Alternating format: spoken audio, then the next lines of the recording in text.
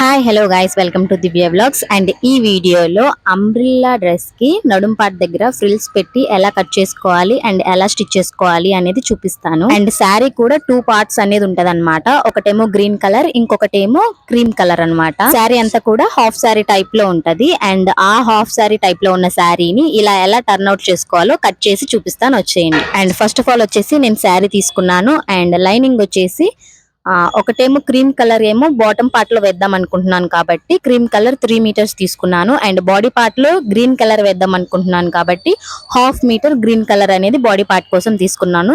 Hands అనేది lining వేయను. And ఇప్పుడు లైనింగ్ పార్ట్స్ కూడా మనకి సరిపోయింది కాబట్టి మొత్తం అనేది పక్కగా పెట్టేసుకొని ఇప్పుడు బాడీ పార్ట్ కోసం గ్రీన్ కలర్ పార్ట్ అనేది లైనింగ్ పార్ట్ అనేది తీసుకోవాలి. గ్రీన్ కలర్ ని బాడీ పార్ట్ కి వేస్తాం కాబట్టి ఫస్ట్ ఇది కట్ చేసుకుందాము.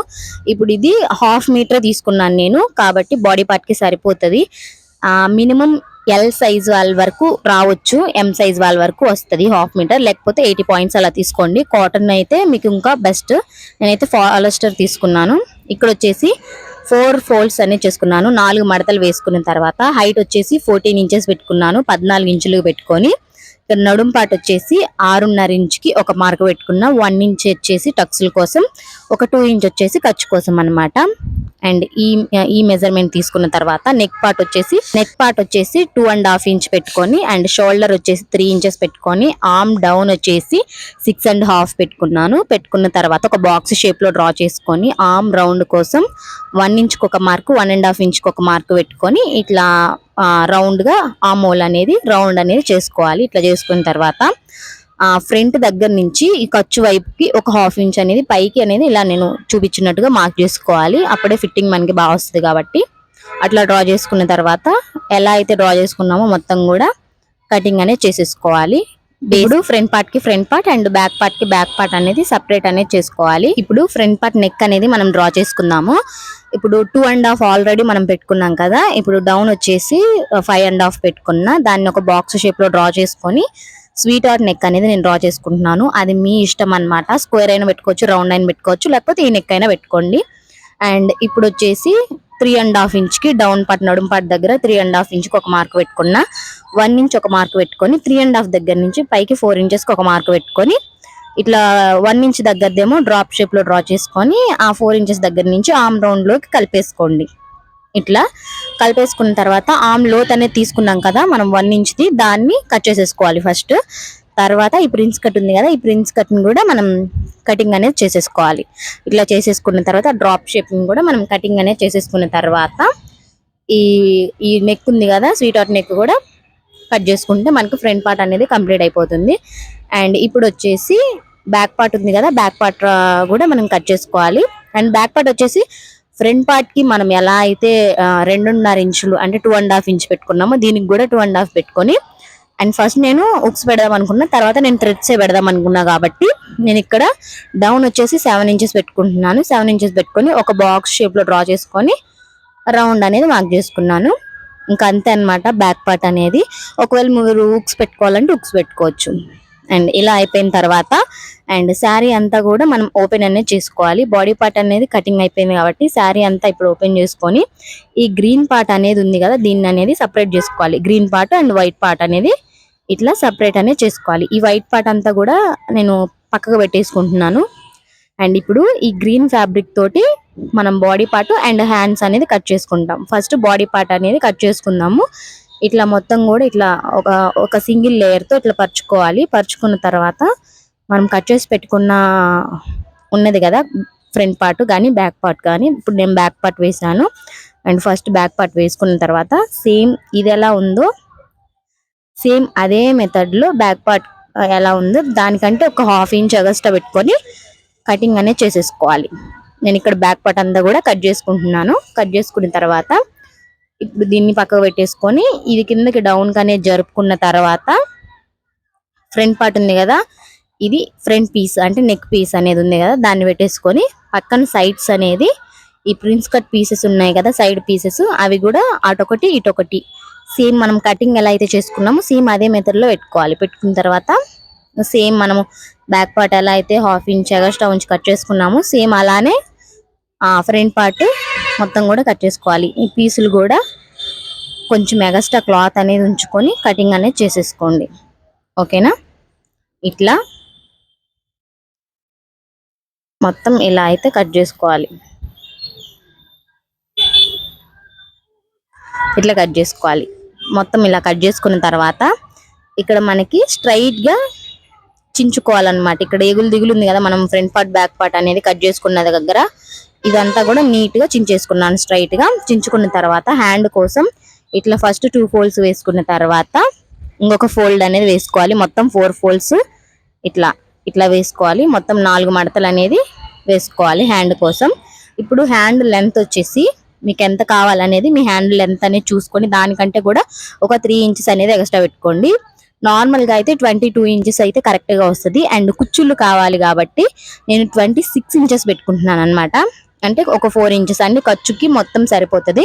26 ఇంచెస్ పెట్టుకొని ఇట్లా ఆర్మ్ షేప్ లో అంటే రౌండ్ గా హ్యాండ్ షేప్ లో కట్ చేసుకొని ఎక్స్ట్రా క్లాత్ అంతా కూడా కట్ చేసేసుకుంటున్నాను. కట్ చేసుకున్న తర్వాత ఒక 1/2 ఇంచ్ అనేది లోత్ అనేది తీసుకుంటున్నాను.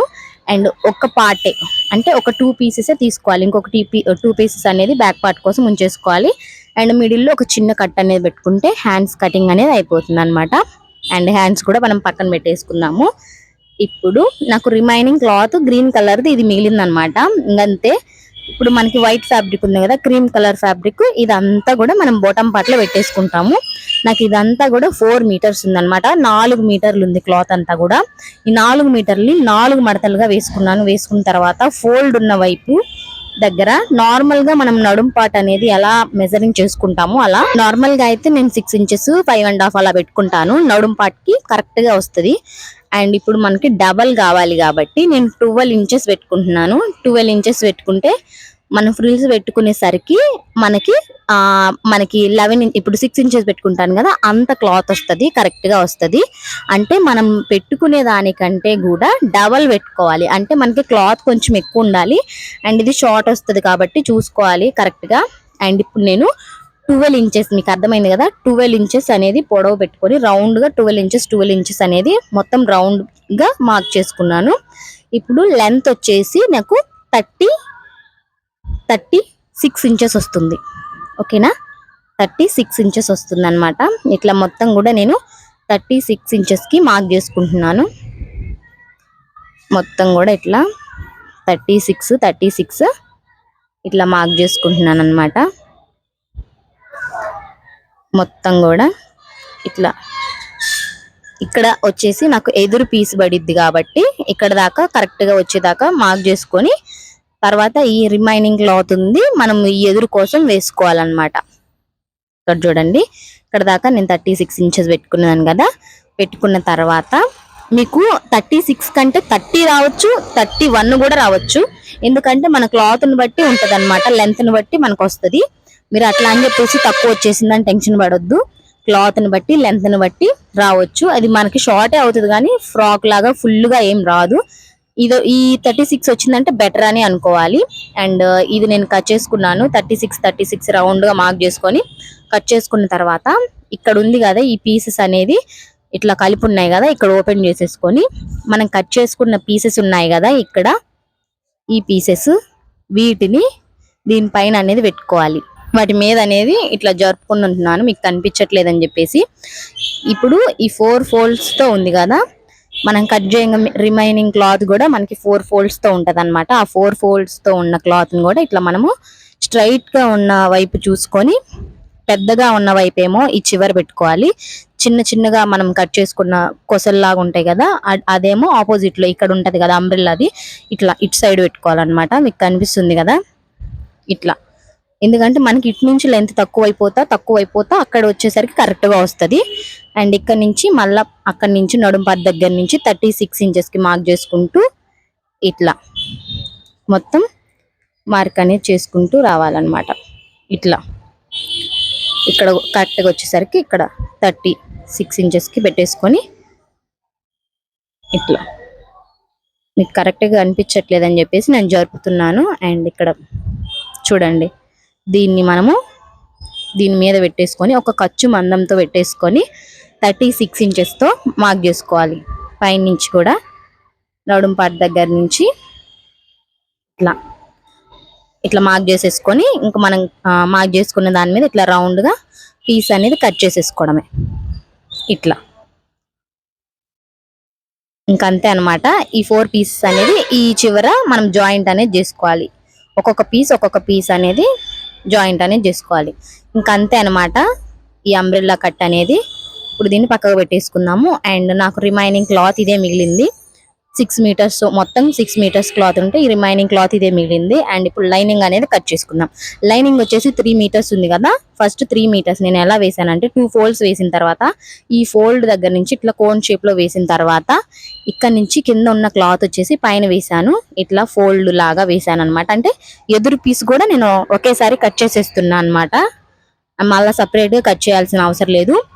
ఇప్పుడు మీకు ఒకటి ఇక్కడ చిన్న ఎగ్జాంపుల్ చెప్తాను. ఇప్పుడు ఈ లైనింగ్ కూడా మనం 12 ఇంచెస్ పొడవుతో పెట్టుకోవాలి. అప్పుడే మనకి ఆ నడుం పట్టికి కరెక్ట్ గా వస్తుంది అనమాట. ఎందుకంటే అది మనం 4 మడతలు వేసుకున్నాము. అది ఫుల్ సర్కిల్, ఇది హాఫ్ సర్కిల్. చూడండి ఇక్కడ మీకు అర్థమవుతుంది కదా. అది ఫుల్ సర్కిల్ తో మనం 12 ఇంచెస్ పెట్టుకుంటే మనకి డబల్ వచ్చింది. ఇది మనకు హాఫ్ సర్కిల్ తో 12 ఇంచెస్ పెట్టుకుంటే డబల్ రాదు, సింగిలే వస్తుంది. అంటే సగం నడుం పాటే వస్తుంది. అంటే మనకి ఈ నడుం పాట కరెక్ట్ గా వస్తుంది అనమాట. 12 ఇంచెస్ పెట్టుకున్న తర్వాత మీరు ఒకసారి నడుం సైజ్ అనేది చెక్ చేసుకుంటే మీకు కరెక్ట్ గా 6 ఇంచెస్ వస్తుంది అనమాట. 9.5 ఇంచే వస్తుంది. అంటే 6 ఇంచెస్ మీరు పెట్టుకుంటే ఎంత వస్తుందో అంతే వస్తుంది అనమాట. అట్లా పెట్టేసుకున్న తర్వాత నడుం పాట అంతా కూడా కట్ చేసుకున్నాను నేను. ఈ నడుం పాట మీకు కరెక్ట్ గా వస్తుంది మీరు కట్ చేసుకున్న బాడీ పార్ట్ కి. అండ్ నేను 36 పెట్టాను కదా, నాకు ఇది 33 వచ్చింది. 33ని లెంత్ అనేది పెట్టేసుకొని 33 రౌండ్ అంతా పెట్టేసుకొని కటింగ్ అనేది చేసుకున్నాను. అండ్ సపరేట్ కూడా చేసుకున్నాను ఇక్కడ కలిపి క్లాత్ ఉంటే. లైనింగ్ అయిపోయింది కదా కట్ చేయడం. ఇప్పుడు స్టిచ్చింగ్ చూద్దాము. స్టిచ్చింగ్ వచ్చేసి సింపుల్ గా ఎక్స్ప్లెయిన్ చేస్తాను, చూసేయండి. ఫస్ట్ వచ్చేసి బాడీ పార్ట్ నెక్ అనేది రివర్స్ చేసుకొని స్టిచ్ చేసుకోవాలి. అండ్ బ్యాక్ కూడా సేమ్ అన్నమాట.